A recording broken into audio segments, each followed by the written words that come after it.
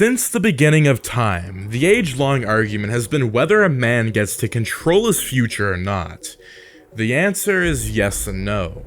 Man gets to control his future by the choices he makes, but an individual, a third party, can alter the future of another man by changing his choices slightly, even if a choice is made a few minutes or a few seconds earlier.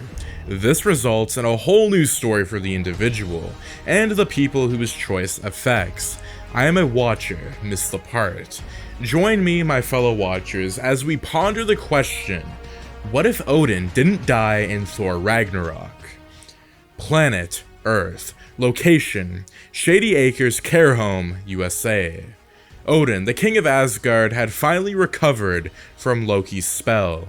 And why he was in the midst of old people and wearing a weird sweatshirt. He asked an attendant where he was, and she mentioned he was in Shady Acres Care Home in the United States of America. He was still confused and asked where the United States was. The attendant answered, Planet Earth. She then walked away shaking her head in dismay and smiling at the old man's crazy questions. But then again, she was used to this kind of stuff here. Odin slowly realized what had happened. His adoptive son had casted a spell on him, and casted him aside to Earth. He wondered what had happened to Asgard, his kingdom, in the hands of Loki, the god of mischief. It wasn't beyond doing anything. But he wouldn't have waited long. He sprang up from his chair and called for Heimdall, the gatekeeper of Asgard. The call would have made the gatekeeper open the Bifrost Bridge and transport him from Earth to Asgard. For some reason, Heimdall did not respond. Location, Himjord, Asgard. Scourge, gatekeeper of Asgard, was having the time of his life. He was entertaining two Asgardian women. He had just shown them his two rifles, which he had retrieved from Earth. However, one of them wasn't interested in the rifles. She pointed out to him that he had just been called to summon the Bifrost. He pulled out the sword and activated the Bifrost Bridge. The person that came through shocked Scourge and humbled his companions. It was Odin, king of Asgard, only that he was wearing a weird set of clothes and was supposed to be sitting with the Council of Godheads. Odin then sternly asked him where Loki was, and he replied that Loki had died honorably. He inquired about Thor, to which Scourge replied that he last heard Thor was traveling to the Nine Realms in search of the Infinity Stones. Odin then shook his head and walked briskly and looked out at the Rainbow Bridge. He then looked back, almost as an afterthought, and he asked about Heimdall, the original gatekeeper of Asgard. Scourge then replied that he was declared an enemy of the people and was on the run. He further inquired of Scourge, who was ruling the kingdom while no one of the royal family was available.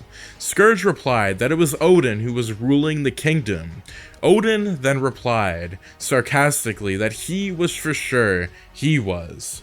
With that, he flew towards the royal palace. Scourge breathed a sign of relief and got back to entertaining his companions. Location, Royal Palace of Asgard. Odin found Odin, Loki, watching a play about the valiant death of Loki while lying about and being pandered by quite several women. Loki was caught off guard, and before he was able to react, Odin forced him to stop the act and reversed Loki's enchantment. Odin casted a quick look around and wondered if he had been absent long enough to expose Asgard to the horrors that were better left hidden. He then turned on Loki and asked him where Thor was. Loki said that he gave Thor the free will to travel all of the Nine Realms. The god of thunder had gone on a quest to find the Infinity Stones. He wondered why Thor had went on such a quest.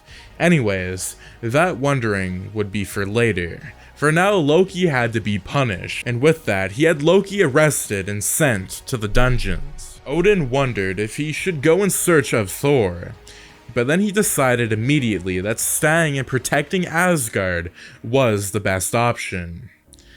Thor was in trouble. He had dreams portraying the destruction of Asgard, his kingdom, and his people. In those dreams, he saw Asgard up in flames and in ruins, with Surtur at the center of all of it, which led him here. He was going to question Surtur on what it meant. At this moment, it didn't look like he was doing the questioning, for he allowed himself to be taken prisoner by Surtur in Muspelheim. Surtur then arrived and explained, rather triumphantly, that he was the doom of Asgard. That what Thor saw in his dreams was Ragnarok, the fall of Asgard, and the good news was that there was nothing Thor could do to stop Surtur, further disclosing that Ragnarok could be imminent by joining the crown of Surtur with the eternal flame. At that, Thor broke free from his chains and summoned his infamous hammer, Mjolnir. He then fought valiantly and defeated all of Surtur's minions and killed Surtur himself. He then relieved Surtur of his crown, and declared rather importantly that the crown won't be used to cause any such Ragnarok. Thor let out a sign of satisfaction. Now this crown had to be placed in the vaults of Asgard. He called on Heimdall to summon the Bifrost, and he was transported to the bridge, the gates of Asgard. He couldn't help but Heimdall looked like he had been beaten. He commented on the gatekeeper's appearance, who then replied that it was a story that was better told at a later date. He then informed Thor that his father had instructed him to appear in the throne room immediately after he returned. Thor noted and flew into the direction of the royal palace, leaving Heimdall, who thought that he could have just walked like a normal human being on the Rainbow Bridge, but then Thor wasn't a normal human being. He was the god of thunder. Heimdall then smiled. Location: Asgardian Royal Palace. As Odin set his eyes on his son, he immediately grew alarmed. What the hell was Thor doing with Surtur's crown in Asgard? He knew all too well what would have happened if the crown ever came into contact with the eternal flame, which had just happened to be lying in the vaults beneath the palace. Thor handed the massive crown to the guard, who struggled to hold it. He moved towards his father for a hug. Odin quickly spewed out on Loki for banishing him to Earth and upspringing the throne. Thor was just happy to have his father back. The reunion was, however, short-lived, for 6 explosions which had happened in quick succession. Rockets in the distance, and the palace began to rumble. Everyone in the throne room rushed into the window and saw the faint outline of the Sanctuary 2, the Black Order's ship hovering in the air. Asgardian defenses did not penetrate that armor. The ship had already set about to destroy Asgard, and it would reach the palace in little time. Thor couldn't help but think that Ragnarok would indeed happen, just not by the hands of Surtur. Odin quickly suited up, and the palace guards got themselves ready for battle. For some time, Thor's thoughts turned to Loki. He asked his father where he could find him, and Odin replied that the god of mischief was laughing in the dungeons. That the god of mischief was hanging out in the dungeons. Thor asked permission to release him, for if they were to fight off the invaders, they would need all the help they can get. He dashed off without getting an answer from Odin. In the dungeons, Thor freed Loki, who inquired about the explosions. Thor replied that invaders had arrived, and he might have an idea of what they were trying to get. Before letting himself get captured by Surtur, Thor had been traveling to the 9 realms to get information on the Infinity Stones. He believed that someone was out to take all of the stones. The duo moved to Odin's vaults, from where Thor retrieved the tesseract. In the palace, the Asgardian army and Odin watched as Thanos made his way down to the Rainbow Bridge. With him was Ebony Maw. Thor and Odin arrived and joined the others in battle. Loki seemed shuddered as Odin casted him a dark stare. As Thanos arrived, he was met by Odin, who demanded his immediate surrender. The Mad Titan made a counteroffer and asked for the tesseract, and in return he'd let the Asgardians live. At this, Odin scoffed and pulled out his sword. The battle had begun. Jatari soldiers in their numbers attacked the palace, but they were matched by the Asgardian soldiers. Ebony Maw, with his superpowers of telekinesis, was making the fight harder for the Asgardians. As the fight reached a fever pitch, Loki saw the opportunity. He picked up a fallen Asgardian soldier's sword and drove it into Thor's chest. Thor fell, and so did the tesseract.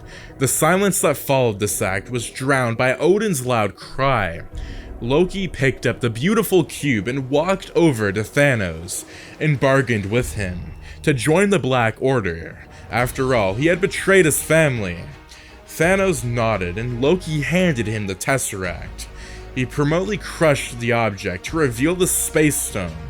He then placed the stone into the Infinity Gauntlet, gaining powers to transport himself across the universe in a heartbeat. Thanos used the Space Stone and transported himself, Ebony Maw, and his soldiers, and Loki, to the Sanctuary 2, where they set a course for Earth. Back in the Asgardian royal palace, Thor had lost a lot of blood. Odin rushed to his son's side. He was heartbroken as he watched Thor's eyes tear up. He couldn't speak, so he could just look at his father. Odin held his son's hand tight and felt Thor's grip until his entire body was rigid. Thor was dead, and Odin came undone.